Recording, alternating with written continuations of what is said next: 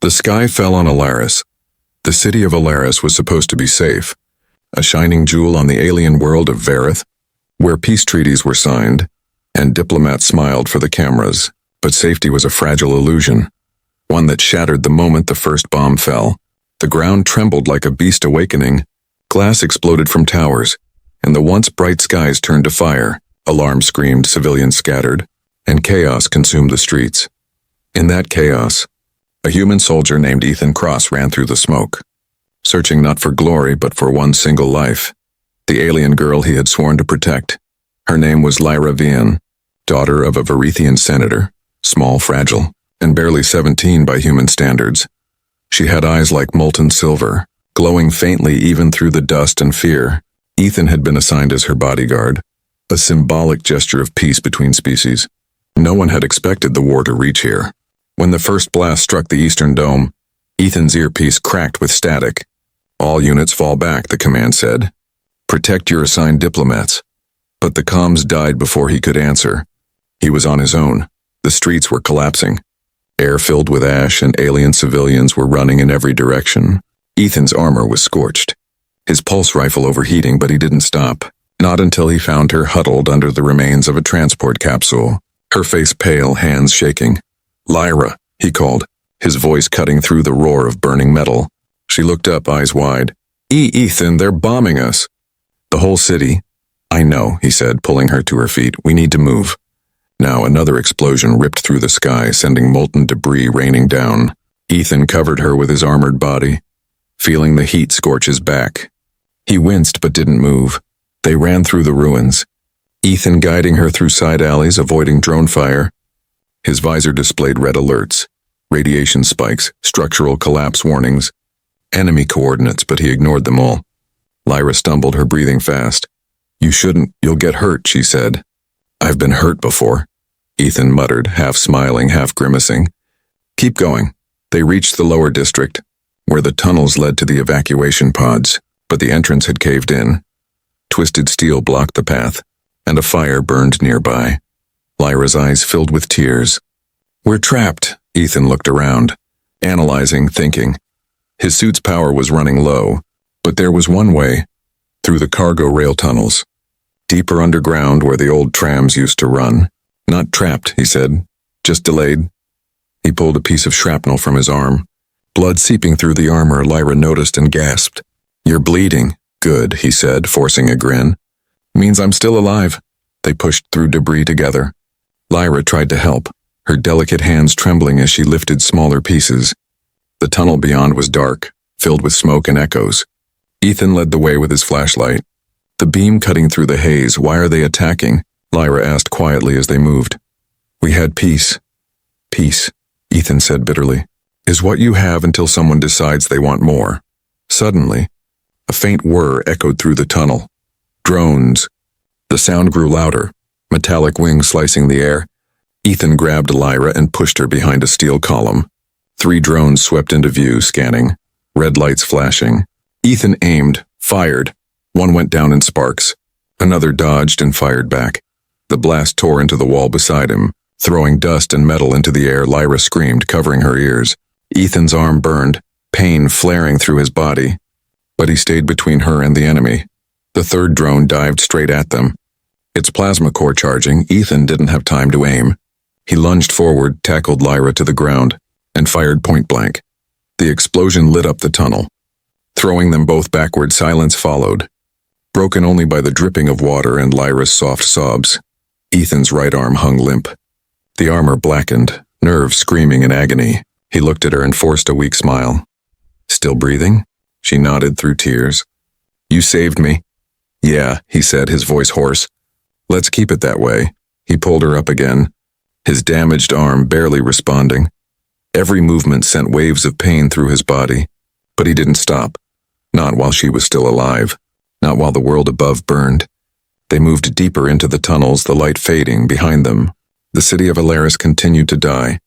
But ahead there was still hope, and as Ethan limped forward, guiding the alien girl through darkness, one thought echoed in his mind.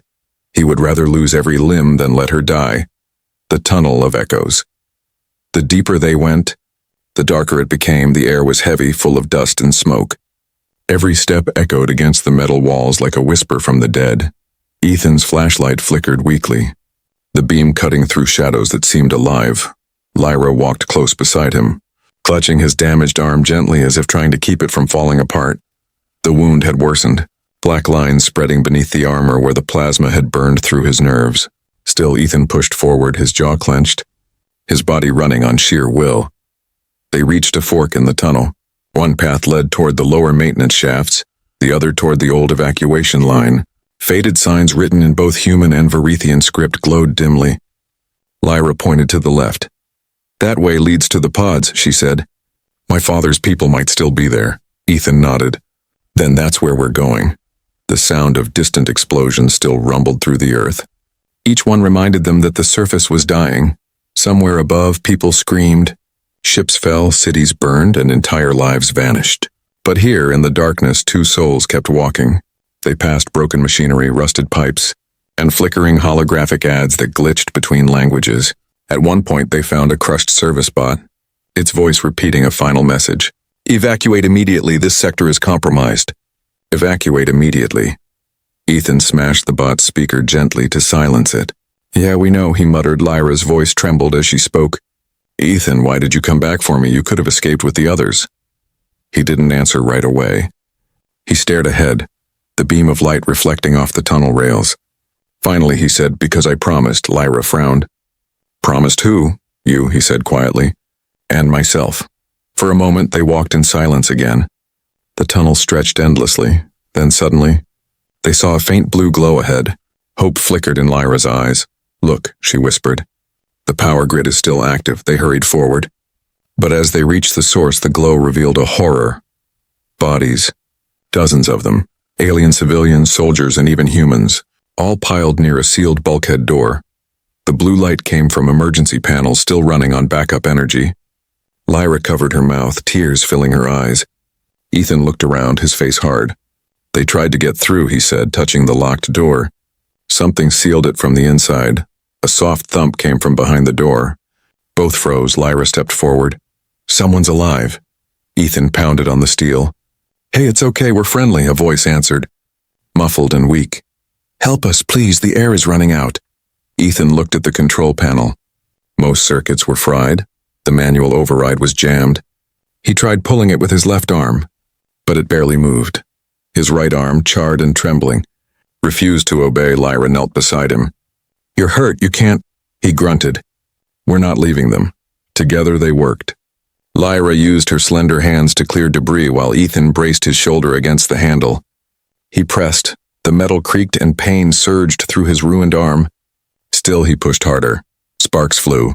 The door finally gave way with a hiss. Inside were survivors, a handful of Varethians, a wounded human pilot, and two children curled together. Gasping as the fresh air rushed in, Lyra rushed to them, checking their pulses.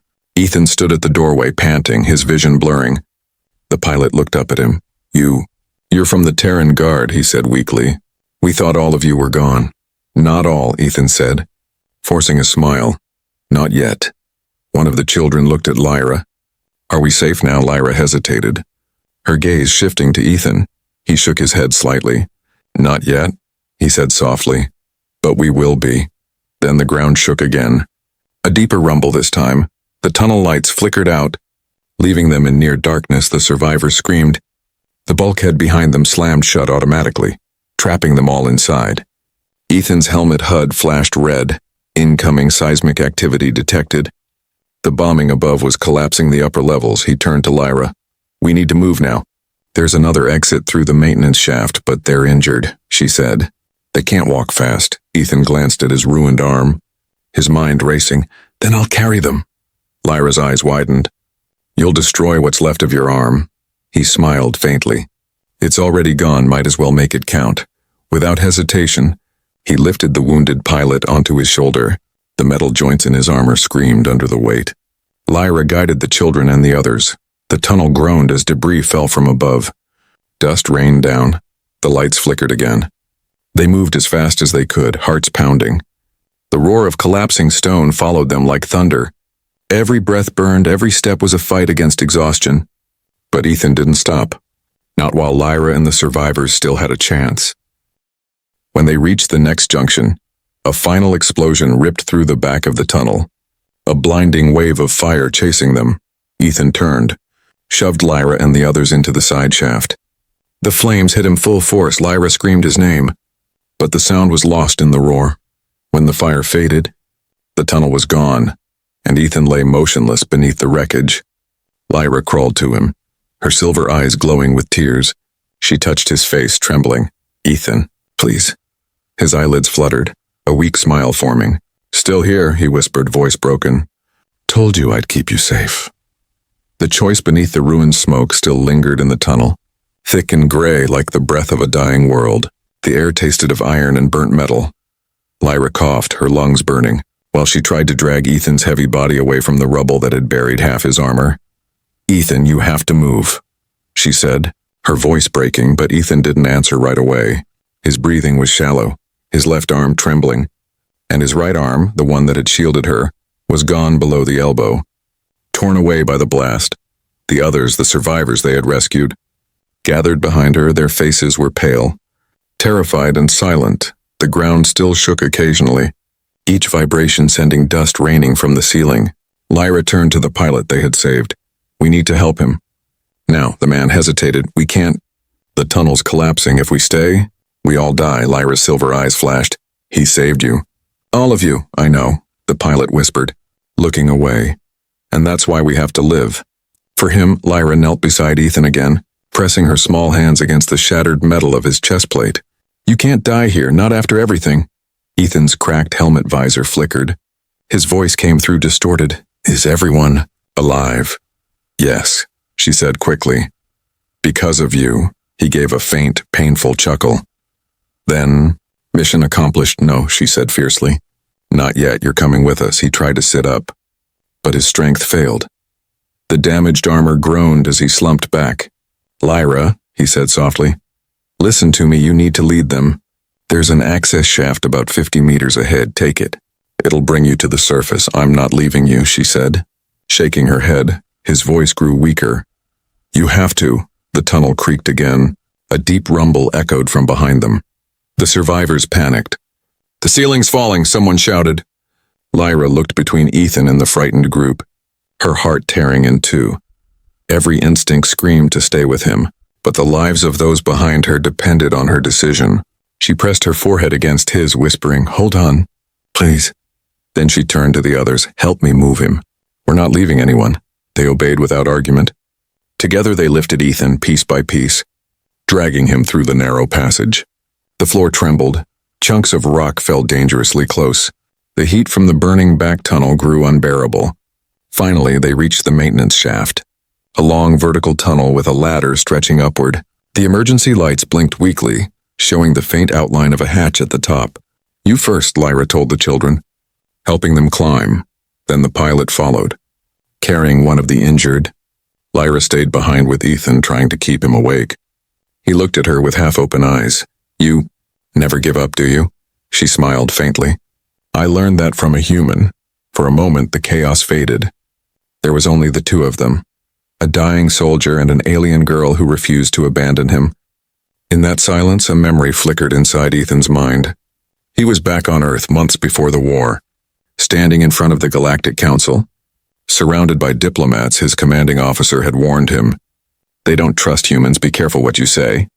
But when he'd looked across the room, he had seen Lyra for the first time, quiet, graceful, curious, staring at him like he was something strange yet familiar. She had approached him after the meeting. "Are humans really as dangerous as they say?" she'd asked with innocent curiosity. Ethan had smiled. "Only when you hurt the people we care about." That moment had stayed with him. Maybe that's why, when the bombs fell, he couldn't let her die. Maybe that's why he had run through fire. The sound of shifting debris snapped him back to the present. Lyra was still there, her silver eyes glowing through the dim light. "We're almost there," she said, "just a little higher."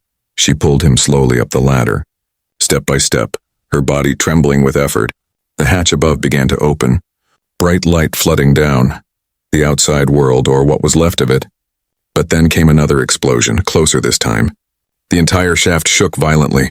Lyra lost her grip and screamed as she fell. Ethan, half-conscious, grabbed her wrist with his one remaining arm. The force nearly tore his shoulder apart. But he didn't let go. Got you, he gasped. His teeth clenched in pain. Lyra's feet dangled above the fire and smoke below. She looked up at him, eyes wide with fear. You'll fall. Ethan tightened his grip. Not today. He swung her upward with all the strength he had left. She reached the next rung and climbed to safety. But the ladder beneath Ethan crumbled. He fell, the sound echoing through the shaft. Lyra screamed, reaching for him, but the smoke swallowed his figure.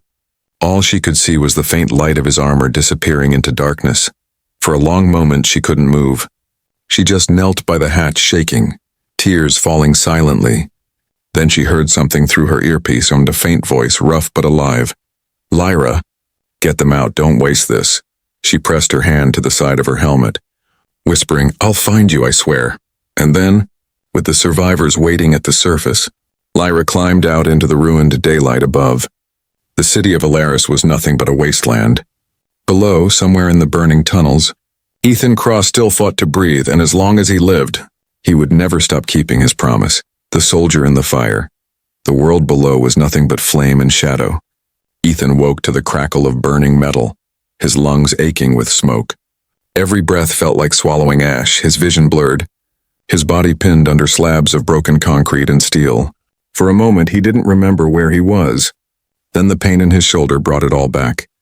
The explosion, the fall, Lyra's scream echoing in his mind. He tried to move his left arm. It worked, barely. His right arm was gone. Twisted metal and burnt flesh where it used to be. Blood had dried along his armor plates. He gritted his teeth, forcing himself not to black out. Above him, the tunnel ceiling was cracked open, letting in streaks of red light from the fires above. The air shimmered with heat. He could hear faint voices through the static of his comm. Survivors found, East Quadrant destroyed. Then silence again. Lyra, he whispered weakly, tapping his comm. Lyra. Come in. No response. He closed his eyes, forcing his mind to focus. He couldn't die here. Not when she was still out there. He reached to his belt, found a small med injector, jammed it into his thigh. The pain dulled slightly. His vision steadied. With one arm, he began to push away the debris. Each movement sent waves of agony through his body. But he kept going. Piece by piece, the rubble gave way. Finally, he crawled out into a ruined chamber filled with smoke and twisted steel. The air vents glowed orange, a fuel fire burning somewhere in the distance. He limped forward, using a broken metal pipe as a crutch. Every step echoed through the hollow chamber. The silence here was different, heavy, suffocating, as if the city itself mourned. He found a half-functioning console buried under rubble. Its holographic screen flickered when he touched it, displaying faint coordinates. The system was still connected to the old emergency network. Through static, he heard faint chatter. Not human, not Verithian, but something colder. Mechanical. Target confirmed. Human signal detected. Eliminate. Ethan's blood ran cold. He wasn't alone. From the far end of the tunnel came the metallic hum of movement. Red lights glowing through the smoke, hunter drones. Smaller than the ones he'd fought earlier. Designed for cleanup operations. To finish what the bombing started. Ethan crouched behind a shattered bulkhead, reaching for his weapon, but it was gone. Destroyed in the blast. He scanned the ground and found a half-broken plasma rifle nearby. He grabbed it, checked the charge, the only one shot left. He muttered under his breath, better make it count. The first drone emerged. Hovering, scanning with a red beam, its mechanical voice droned. Unidentified organic detected. Ethan waited. Breath held. His armor's camouflage was fried. No stealth left, just grit. When the drone moved closer, he aimed and fired. The bolt tore through its core, sending sparks flying. The others immediately turned toward the noise. Threat detected, they said in unison. Ethan ducked behind the wreckage as plasma blasts scorched the walls. He crawled through a maintenance vent. Dragging himself forward inch by inch, the tunnel above glowed white-hot. The sound of the drones echoed behind him. Relentless, come on, Cross, he muttered. You've survived worse, but he hadn't. Not like this, not with one arm and no backup up above. Lyra stood on the shattered surface of Alaris. The sky was a war zone. Black clouds and burning ships hung above the horizon. The rescue teams were evacuating survivors in small dropships. Her clothes were torn, her face covered in dust, but her eyes still burned bright with determination. She stood near the ramp of a Terran medical craft. The pilot urged her, "Miss Veen, we have to go now. The enemy fleet is approaching." Lyra looked toward the smoldering ruins. "There's someone still down there." The pilot shook his head. "The tunnels are collapsing. No one could have survived that." She turned sharply. "He could, he's human." The pilot hesitated, then sighed. "You don't understand. The drones are sweeping the lower sectors. It's suicide." Lyra's jaw tightened. "Then I'll go alone." She grabbed a field scanner and a pulse beacon from the supply rack before he could stop her. "If I don't make it back in 10 minutes, leave without me," she said, and ran into the ruins before anyone could argue. Back below, Ethan's strength was fading. He'd crawled through the vent and into a flooded chamber. Waist deep in black water, he leaned against the wall. Breathing hard, his vision flickered, his HUD showing critical system failure. He looked at the faint hologram of a photo flickering in his helmet, an old image of his squad. Laughing on Earth before deployment, he smiled faintly. "Guess it's just me now." Then he heard something. Soft footsteps splashing through the water. "Not mechanical, human, Ethan," a voice called. Trembling but alive, he blinked, thinking he was hallucinating. But then he saw her, Lyra, covered in dust, carrying a glowing beacon, her silver eyes wide with relief. "You're alive," she whispered, rushing to him. "Didn't I tell you?" "Hard to kill," he murmured, smiling weakly. She threw her arms around him, holding him close despite the armor's sharp edges. "I thought you were gone." "Not yet," he said, voice rough. "But we need to move." "Drones are close." Lyra nodded, pulling the beacon from her belt. "I activated a rescue signal. A dropship's coming for us. We just have to reach the open chamber." Ethan looked toward the rising smoke. "Then let's finish what we started." He used the broken pipe as a cane, and together they began to walk through the fire and ruin. Two silhouettes, human and alien, side by side, surrounded by death, but refusing to surrender, and above them, the storm of war raged on. But somewhere between the thunder and the flames, hope began to rise again. The beacon in the storm. The ground shook as Lyra and Ethan reached the open chamber. The last stretch before the surface, above them, light spilled through a massive crack in the ceiling, and faintly they could hear the roar of engines. The rescue craft searching for survivors. Ethan leaned heavily on the wall, his armor half melted, his face pale from blood loss. The fire behind them cast his shadow tall and dark across the walls. Lyra supported him with all her strength, her slender frame trembling under his weight. But she refused to stop. "Almost there," she whispered. "Just a little more," Ethan gave a tired smile. "You said that 10 minutes ago." "Then I'll say it 10 more times until we make it," she replied, her voice breaking slightly. From the far tunnel came a rising mechanical hum. Ethan's head snapped toward the sound. "They're here," he said, and the words froze her blood out of the smoke. Half a dozen hunter drones emerged, their red eyes burning through the dust. The front one scanned the chamber, its voice cold and emotionless. "Human signal confirmed. Terminate." Lyra pulled the plasma beacon from her belt. Twisting the dial, a bright blue flare shot upward, piercing through the ceiling crack. The rescue ship would see it, but it would also reveal their location to the enemy. Ethan looked at her, eyes steady. "You did the right thing." The drones advanced, plasma cores charging. Ethan raised the damaged rifle he had scavenged earlier. His fingers shook, but his gaze was clear. "Get behind that column," he ordered. "When the dropship comes, you run. No arguments." Lyra's eyes filled with tears. "Not without you." He chuckled weakly.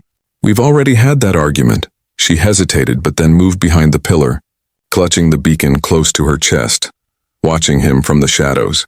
Ethan stepped forward, planting his boots firmly, the fire reflecting off his cracked armor. He took a deep breath, the kind of breath a soldier takes when he knows it's the last one that truly matters. The first drone fired. A plasma bolt searing past his shoulder, Ethan returned fire, his shot tearing through the machine's sensor core. Sparks burst across the chamber. The second and third drones split formation. Flanking him, he dove behind a pile of rubble. Rolling, his rifle sparking, another blast hit the ground near him, the shockwave throwing him against the wall. His vision blurred, his hearing faded into a dull hum. But he forced himself up again, blood dripping down his arm. "Come on," he muttered. "I'm still standing." Lyra watched in horror as the drones closed in. She wanted to run to him to help, but her body wouldn't move. Every part of her screamed to stay hidden like he'd told her. But her heart rebelled. Then the roof above them split open. Light flooded the chamber as the Terran dropship descended through the smoke. Its spotlight bathed the ruins in silver. "This is Rescue 2. We have visual on survivors," came a voice through the comm. Ethan smiled faintly. "Told you they'd come, but the drones turned upward." Targeting the dropship, their weapons glowed, ready to fire. Ethan saw it, the angle, the trajectory.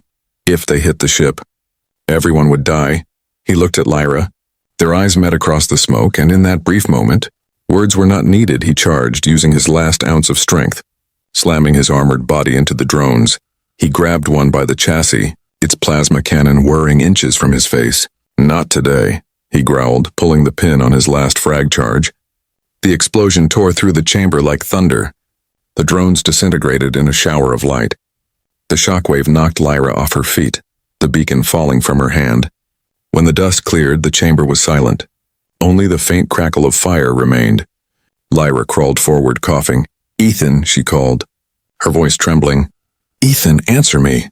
Through the haze, she saw him, lying near the center of the blast. Motionless, his armor scorched, half of it gone. The visor of his helmet flickered weakly. She fell to her knees beside him, shaking. "You did it," she whispered, tears streaming down her face. "You saved them again." His lips moved, barely audible. "Worth it. Told you. I'd keep you safe. Don't," she said, pressing her hands to his chest. "You're not leaving me, not now." He smiled faintly. "I already stayed longer than I should." His hand lifted weakly, touching her cheek. "You're stronger than you think." "Lyra," she sobbed. "Please don't go." He looked at her one last time. Eyes filled with peace. "Take care of them. Make it count." And then his hand fell still. Lyra stayed there, holding him, the firelight dancing around them like fading stars. The dropship's engines roared as soldiers descended on ropes. Pulling her back, she fought them at first, screaming his name until one of them whispered softly, "He's gone, miss, we have to move." As they lifted off, Lyra looked down through the open ramp. The ruins of Alaris burned below, and in the center, the broken armor of one human still glowed faintly beneath the flames. Later, the story would spread across worlds. How a single Terran soldier saved an alien senator's daughter, refusing to abandon her even as the sky fell. They called him the soldier who fought the fire, and his name became a symbol of unity between humans and Varethians. Lyra would grow into a leader years later, and in every speech she gave, she ended with the same words. "He showed us that courage isn't about species. It's about heart, and somewhere beyond the stars." Ethan Cross's story lived on, a story of sacrifice, faith, and the human spirit that refused to die. The legacy of Ethan Cross years passed, yet the memory of the bombing of Alaris never faded. What had begun as one human's act of courage had become the seed of something far greater. The scars of war still marked the planet. Burned cities rebuilt, graves lined the valleys, but among those ashes a quiet hope had risen, carried by one name, Ethan Cross.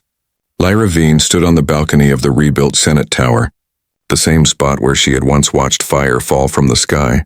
The wind carried the scent of rain and steel below. Crowds filled the plaza, humans and Varethians standing together beneath banners bearing two emblems, the blue star of Earth and the silver spiral of Vareth. She took a deep breath, adjusting the small metallic pendant around her neck. Inside it was a fragment of his armor, scorched but still faintly gleaming, a piece she had kept since that day. Her voice carried through the open comms, calm yet trembling with emotion. "Today marks 15 years since the day the sky burned, and one human refused to run." The crowd grew silent. Even the ships above hovered in stillness. She continued. "His name was Ethan Cross. He was a soldier of Earth, but more than that. He was proof that courage belongs to no species alone." Images projected above the plaza, old recordings recovered from his armor cam, showing him shielding her from fire, carrying the wounded, standing alone against drones. Lyra's eyes glistened as she watched. She turned toward the human delegation. Dozens of Terran officers in white uniforms stood among Varethian elders. For the first time in history, their flags flew together after her speech. Lyra walked alone through the memorial garden, the noise of celebration fading behind her. In the center stood a statue, a human figure kneeling, arm outstretched, shielding an alien child. Around its base were the words carved in both languages. "He kept his promise. She knelt before it." Touching the cold metal, I did what you asked, she whispered. I made it count. Her mind drifted back to the years that followed his death. How she had carried his story across the galaxy, facing councils and skeptics who still distrusted Earth. How she had shown them proof, recordings, survivors' testimonies, the beacon logs. Slowly, resistance turned into respect. Through her efforts, the Alliance Pact was born. Humans and Varethians sharing technology, rebuilding worlds together. And every time a treaty was signed, she thought of him, the man who had once told her peace only lasts until someone wants more.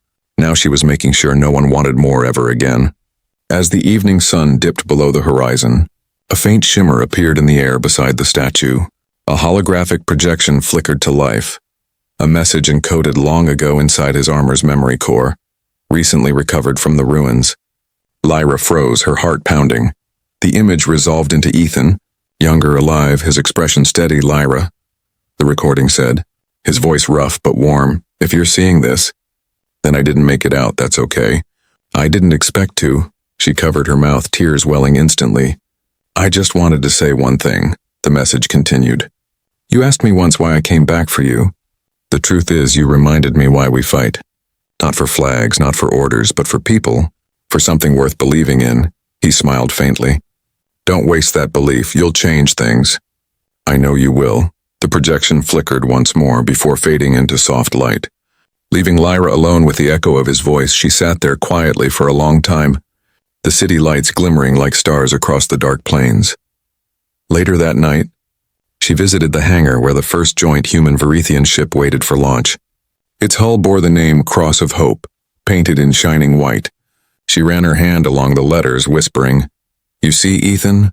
You became a bridge. The crew saluted her as she passed. Humans and aliens standing shoulder to shoulder, young, determined, inspired. She smiled through her tears, realizing his spirit lived within them all. When the ship lifted off, its engines roared softly across the night sky. The light bathed the city below, and Lyra looked upward, her reflection glowing in the glass, whispering words only the stars could hear. Thank you for showing us what it means to be human, high above Vareth. Satellites transmitted the launch feed across the Alliance worlds. On every screen, millions watched. And in that moment, a single idea spread, that even in the darkest hour, one act of courage can ignite a galaxy. And far beyond those worlds, in the silence between the stars, perhaps something greater listened. A whisper carried through the void, a promise never forgotten. The legacy of Ethan Cross would never die, because bravery, once born, travels forever. The return of the signal. 50 years had passed since the day Ethan Cross fell beneath the ruins of Elaris. The galaxy had changed. Worlds that once feared each other now shared ships, schools, and skies. The Alliance had grown strong, stretching from Earth's blue oceans to the violet moons of Vareth. Yet even in this new age, there were still whispers, tales told in the dark corners of spaceports, of a ghost ship drifting beyond the mapped stars, its beacon pulsing once every cycle with a code no one could trace. For most it was a myth, but for Lyra Veen, now an elder stateswoman and the voice of the Alliance Council, it was a promise that refused to die. She sat inside the observation dome of the flagship Cross of Hope, her silver eyes now lined with time but still bright. Beside her stood Admiral Rin Hale, a human officer born long after the war. It came again, he said quietly, handing her the report. Same frequency, same ID tag. EC-47, Lyra's breath caught. She had memorized that code decades ago. Ethan Cross's personal call sign, the one that had been recorded as terminated 50 years earlier. She looked at the transmission feed on the console. It was faint, distorted by distance, but unmistakable. A human voice repeating through static. This is Cross. Mission continues. I repeat, mission continues. Lyra's hands trembled as she touched the screen. Where is it coming from? Outer rim beyond the Gralith Nebula, Rin said. A dead zone no ships entered since the collapse. The signal's old, but it's gaining strength. For a long moment she just stared at the stars. Then she whispered, Plot a course. The crew moved in silence. Everyone knew what this meant. It wasn't just a mission, it was a pilgrimage. The Alliance fleet set out, a column of silver and blue ships piercing the darkness. They passed through fields of ion storms, over planets where light never reached. Each pulse of the signal guided them closer, After 2 weeks, they emerged into a region no map recognized, an empty void filled with ancient wreckage and burning auroras. Dead fleets from wars long forgotten floated like ghosts, and in the center, a single object rotated slowly in the dark. Visual contact, Rin said, his voice tight. Magnify. The holographic screen expanded, revealing a ship half buried in debris. Its hull was blackened, marked with human design and Varethian glyphs interwoven. On the side, barely visible through the dust, was a nameplate. Alaris 1. Lyra covered her mouth. That's impossible, she whispered. That project was abandoned before the war. They approached cautiously, light scanning the hull. The transmission grew clearer as they neared. This is Cross. Mission continues. Unknown sector. Awaiting orders, Rin turned to her. Could be an automated relay, but Lyra shook her head. No, listen to the tone, that's him, that's his voice. The docking locks engaged with a low rumble. Lyra insisted on leading the boarding team herself. Her steps were slow but steady. Each corridor of the derelict ship was lit by flickering emergency lights. The walls were covered in symbols, half human, half alien, as if someone had spent years alone trying to merge 2 languages into one. At the end of the hall was a sealed door marked Command. Her hands shook as she placed them on the scanner. The door hissed open slowly, and inside they found a single chair, facing a broken window looking out into the nebula. A figure sat there, motionless, armor dull and worn, one arm missing, the other resting on the console. For a moment no one moved. Lyra stepped closer, her voice barely a whisper. Ethan! The figure's helmet tilted slightly, and the lights on its visor flickered to life. A distorted voice came through the speaker. Low but recognizable, Lyra. Her knees went weak. She reached for him, tears falling freely. You're alive. After all this time. He nodded slowly. The blast didn't kill me. The collapse sealed me inside a stasis chamber. Half my systems failed. I drifted for years. The AI kept me alive until I could rebuild what was left. Lyra covered her mouth. Trembling. You were alone.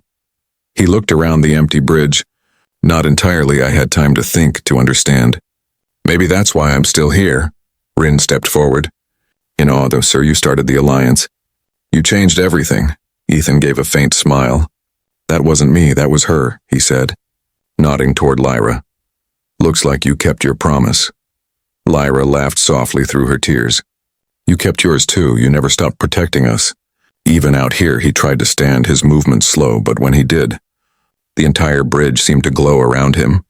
The nebula's light streamed through the broken window, casting his figure in silver and gold. He looked older, scarred but unbroken, a living symbol of what humanity was meant to be. Lyra reached out and took his remaining hand. It's time to go home, she said softly. He nodded. Home, he repeated, as if tasting the word for the first time in decades.